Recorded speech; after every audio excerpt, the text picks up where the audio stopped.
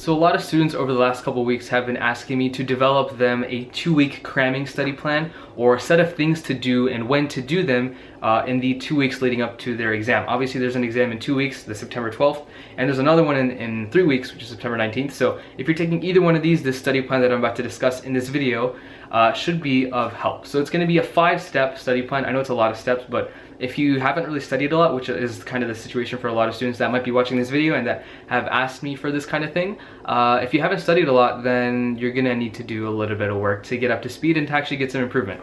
It's not just gonna come, you know, all out of the blue naturally, like, okay, I'm gonna improve my score 10 points just by practicing a couple times. It's usually not how that works for 99% of students.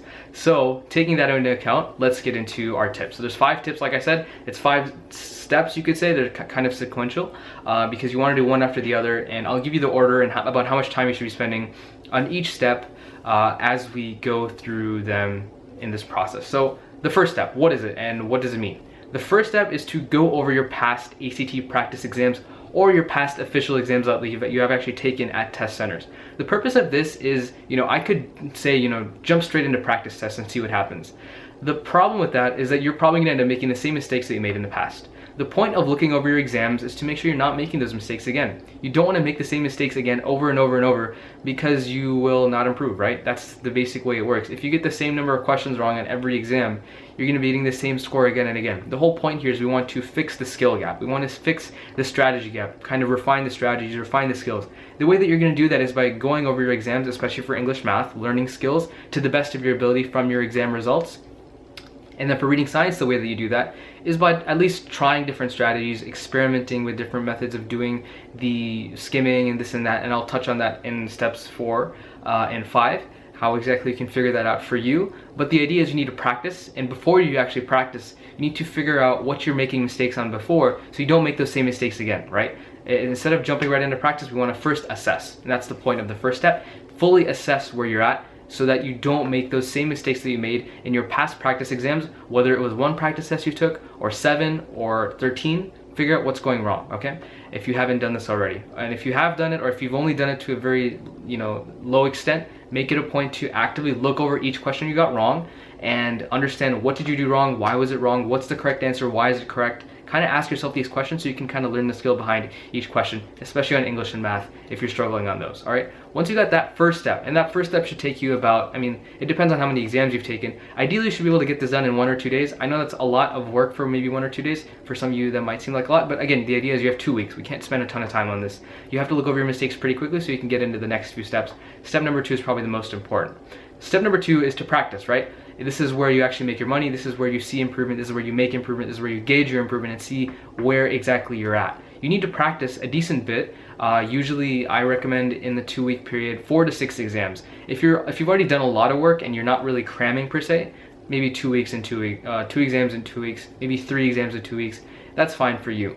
But if you're cramming and if you haven't practiced a lot, and if you're just getting started especially, probably closer to 4 to 6. If you're just getting started and you're really cramming, then I might recommend 6. Again, that's a lot, and I wouldn't recommend that for a typical student. But if you're really cramming, then you might want to consider doing a lot of practice because, again, you need to put in that work. If you're not practicing, it's going to be very hard to make improvement because you don't know what to expect. If you've practiced a decent bit, then at least you know, okay, these are the kind of skills that I'm going to get. I know I'm going to get some kind of repetitive question types on sections X, Y, and Z.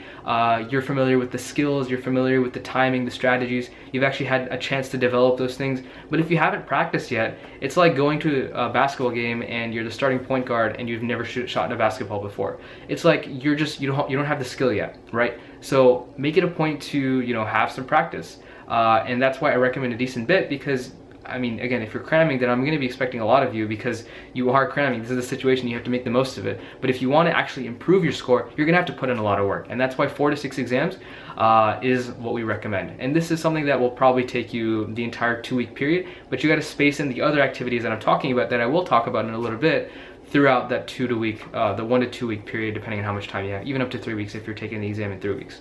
All right, so we got that straight. First step was to go over past exams. Second step was to take a few more exams. Ideally, they should be official exams. I didn't mention that yet. And there are 6 official exams linked below. They are free and they are official exams. We didn't make them. They are made by the official ACT writers. Step number 3 is kind of similar to step number 1. All right, step number 3 is to go over your exams, but make it a point to go over the exams that you are taking in this 1 to 2 week period. So the exams that you're about to take, the 4 to 6 that I mentioned, right? You need to go over them. The point of going over these is a little bit different than the point of going over the exams you went over in step 1. The step 1 of, the review process there was more so to avoid the mistakes you already made in the past, to like put all that behind you and make sure you learn from all that as a prerequisite. The review that you do in step number 3 is more so to actively, continuously learn from your mistakes as you're going forward. Step number 3 is where you see your most up-to-date kind of feedback on where you're at. And that's where you can actually see, this is where I'm at right now, and this is the stuff that I need to work on ASAP, right? So it's a little bit different than step 1. Again, it just comes down to the fact that this is up to date. This is like, these are the mistakes that you would have made on test day if you had taken the actual ACT exam on this specific day. But since you're not taking it on test day, since you're doing practice exams, these are things that you can learn from. And in terms of how you learn from them, again, ask yourself the questions, especially on English and math. What did I do wrong? Why did I, get this thing wrong? What's the correct answer? Why is it correct? Those are the general 4 questions. For reading science, again, like I said, I'm going to get to that in a little bit, how you develop that strategy and that kind of thing. But step number 3 is to, make it a point to look over your exams as you're taking them. Usually you want to take an exam on one day ideally, or over the course of a few days, and each time, like right after you take like an English section, for example, let's say you're just doing an English section on one particular day, or you're doing 2 English sections on one particular day. Make it a point to, after like you're done practicing for the day, look over your exams on that same day, because it's all still fresh in your head. You understand why you did certain things, you understand the mistakes. It's all just going to come naturally. It'll be a bit easier to do that on the same day than if you do it like 2 days later, because you're going to have forgotten some reasonings as to why you did certain things and that kind of thing. So look over things as soon as possible in terms of relative to when you took that exam. All right, those first 3 steps are kind of general, relating to exams. The last 2 that I'm going to give you are more so related to how you develop strategies and skills for the reading science and then the English math, respectively. Step number 4 relates to reviewing skills via our skill videos. So a lot of students don't really know this, but the ACT exam tests you on the same skills every time. There's 52 math skills, for example. There's 25 English skills. There's 22 reading question types. There's 35 science question types. You're going to get the same question types every time. And you can learn these and master them if you at least are familiar with them, first of all, if you're familiar with them. And then on top of that, if you practice with that familiarity and you learn from your mistakes with that familiarity, it's going to be more effective. You're going to learn faster. It's just going to help you understand things and keep them kind of fresh in your head. I've seen this work really well for students if they get the familiarity with these skills and question types. And the way that you get this familiarity is by looking at our videos that we have devoted to each specific skill on the ACT exam. So we have a video series on our YouTube channel that you can watch. I'll link it somewhere in a card. It's called the 52 ACT Math Skills. And in this video series, it's a 4-part series. It's pretty long because there's a lot of skills, but we basically go through each skill, kind of discuss it in a general sense and some information behind it. And then you can learn from that. Like, that'll get you a lot of familiarity with what kind of question types will pop up that are testing that skill. So make it a point to look at this video series for whatever section you are struggling with. We have videos for English, math, reading, science devoted to each skill on the ACT exam. So look over these because it's going to help you get familiarity and it'll help you learn skills faster. It's simple as that. If you know what kind of question types to expect, what type of skills to expect, you're just going to learn them a bit faster. And it'll be easier for you to review your mistakes in steps 3 and step number 1 as well. All right, keep that in mind. The last thing that I'll mention is you need to practice with a skimming or reading approach that works for you. There are many different ways to go about skimming or reading on the ACT reading and science sections. You need to find the best approach for you. We have plenty of videos that discuss my personal favorite approach called passage glancing. It's a form of skimming, but I usually recommend skimming, usually for reading passages. For reading it's 2 to 3 minutes you're spending for skimming. For science it's going to be 1 to 2 minutes. The basic idea is that you don't want to read and try to ingest and absorb every little detail, but you're more so trying to get a basic idea and go on from there. We also have strategies for how you annotate, how you can boost your understanding of passages, what specific things you need to be looking out for that'll help you get a better understanding in a shorter amount of time. If you want to review all this stuff, again, I'm not going to go over all that here because this video could easily turn into like an hour-long video if I do that. We have plenty of videos.